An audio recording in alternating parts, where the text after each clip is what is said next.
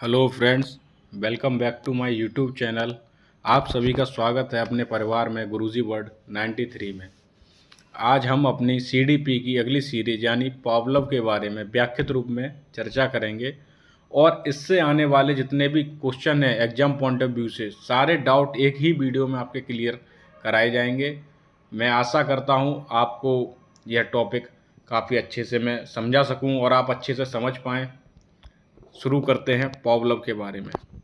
ई पावलव सबसे पहला एग्जाम में क्वेश्चन ऐसे ही बन जाता है कि ये कहाँ के मतलब निवासी थे, तो ये रूसी यानी रूस के निवासी थे और ये शारीरिक वैज्ञानिक थे जिन्होंने पाचन क्रिया के देहिकी का विशेष रूप से अध्ययन करना प्रारंभ किया और इनका यह अध्ययन इतना महत्वपूर्ण एवं लोकप्रिय हुआ कि 1904 में, सन भी याद करते हुए चलना है कि सन 1904 में इनको इसके लिए नोबेल पुरस्कार मिला। किसके लिए नोबेल पुरस्कार मिला?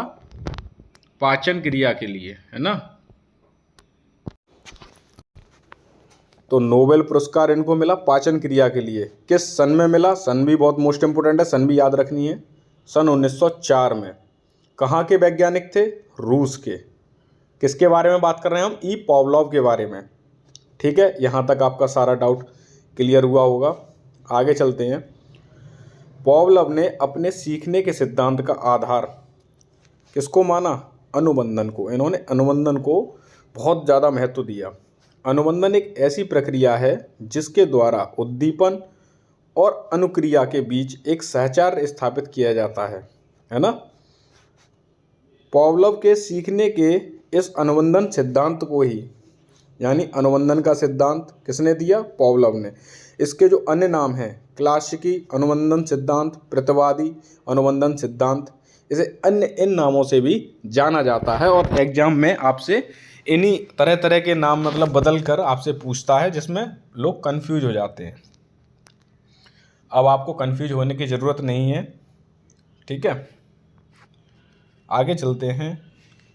पावलोव के सिद्धांत के अनुसार कोई स्वाभाविक उद्दीपन सीखने वाले प्राणी के सामने उपस्थित किया जाता है तो वह उसके प्रति एक स्वाभाविक अनुक्रिया करता है। जैसे कि आप इससे मेरी पिछली क्लासों में आप देखते आए थे, जैसे थॉर्नडाइक महोदय ने किस पर प्रयोग किया था? बिल्ली पे। उसके लिए क्या रखा? बिल्ली भूखी भूखी थी, उसके लिए उन्होंने मृत मछली को रखा। ऐसे स्किनर महोदय ने एक और उन्होंने भी पिंजड़ा बनाया, उन्होंने चूहे पर प्रयोग किया। लीवर जैसी दबता था तो चूहे को गेट दरवाज़ा खुलने के बाद भोजन प्राप्त कर लेता था। उन्होंने कबूतर पे भी इसी प्रकार किया, उसका भी लीवर पे मतलब वो चोंच मारता था मिरर में, एक जगह लगने के बाद दाना गिर जाता था तो वो दाना खा लेता था। तो यही इसी चीज़ को अच्छी तरीके से जो डिफाइन किया है वो पावलोव के सिद्धांत में ही बताया गया है।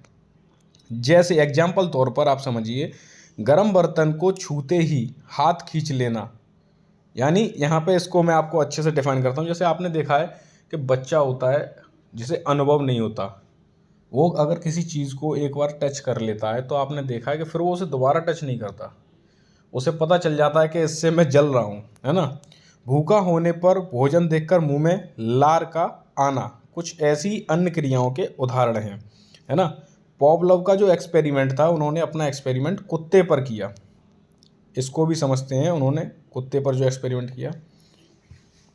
पावलोव ने स्वाभाविक उद्दीपन को दर्शाने के लिए कुत्ते पर प्रयोग किया, जिसमें एक भूखे कुत्ते को एक ध्वनि नियंत्रित प्रयोगशाला में एक विशेष उपकरण के सहारे खड़ा कर दिया गया। कुत्ते के सामने भोजन लाया जाता था और कुत्ता भूखा था, इसलिए भोजन देखकर उसके मुंह में लार आ जाती थी। कुछ प्रयासों के बाद भोजन देने के पहले एक घंटी बजाई जाती थी। यह प्रक्रिया उन्होंने कुछ दिनों तक चलाई तथा देखा कि बिना भोजन आए ही मात्र घंटी की आवाज़ पर कुत्ते के मुंह से लार निकलना शुरू हो गई। पावलोव के अनुसार कुत्ते ने घंटी की आवाज़ पर लार के स्राव करने की अनुक्रिया को सीख लिया था।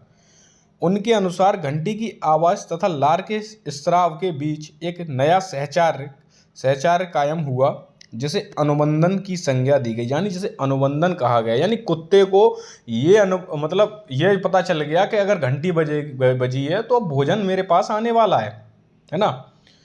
तो उन्होंने यह प्रक्रिया कुछ दिन तक दोहराई और कुत्ते को भी ये अनुभव हो गया कि अब घंटी बज रही है, खाना आएगा। तो फिर उन्होंने क्या किया, सिर्फ घंटी बजाई, खाना नहीं दिया। इससे क्या हुआ, कुत्ते को तो यही लगा मेरे पास भोजन आने वाला है, और उसका वो जो मुंह था पूरा लार से भर गया।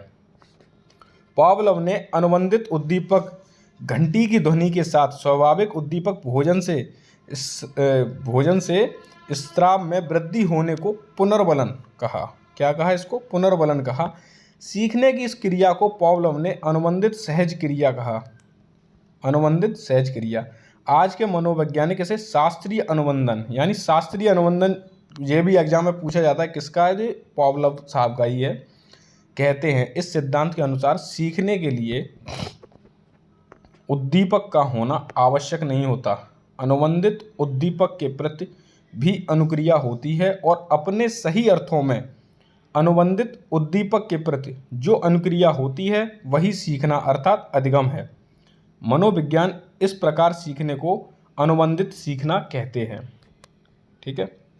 अब शास्त्रीय अनुबंधन सिद्धांत की कुछ विशेषताएं हैं, इनको भी हम समझते हैं क्योंकि एग्जाम में इनसे ही क्वेश्चन ज़्यादा बनते हैं। जैसे हमारा फर्स्ट पॉइंट है, अनुबंधन सिद्धांत संबंध सहज क्रिया पर आधारित है। छोटे बच्चे प्राय इसी रूप में सीखते हैं। नेक्स्ट है हमारा, यह सिद्धांत इस बात पर बल देता है कि यदि स्वाभाविक उद्दीपक के साथ अनुबंधित उद्दीपक का प्रयोग किया जाए तो स्वाभाविक अनुक्रिया में वृद्धि होती है ना। नेक्स्ट है, यह सिद्धांत अनुबंधन और पुनर्बलन पर बल देता है। पुनर्बलन से सीखने की गति बढ़ती है और अनुबंधन से सीखना स्थायी होता है। यानी कि कोई चीज़ क्या होती है, वो स्थायी यानी यंत्रत्व हो जाती है। यानी बार बार किसी प्रक्रिया को आप दोहरा रहे हैं तो आपको एक टाइम ऐसा होगा कि आपको वो प्रक्रिया दोहराने की जरूरत नहीं पड़ेगी, है ना। इस सिद्धांत के अनुसार सीखने के लिए अनुबंधित उद्दीपक और अनुबंधित अनुक्रिया में संबंध होना आवश्यक है ना। बिना संबंध के तो कोई काम हो ही नहीं सकता। शास्त्रीय अनुबंधन की प्रविधि द्वारा बच्चों की बुरी आदतों के स्थान पर अच्छी आदतें प्रस्थापित की जा सकती हैं। ठीक है।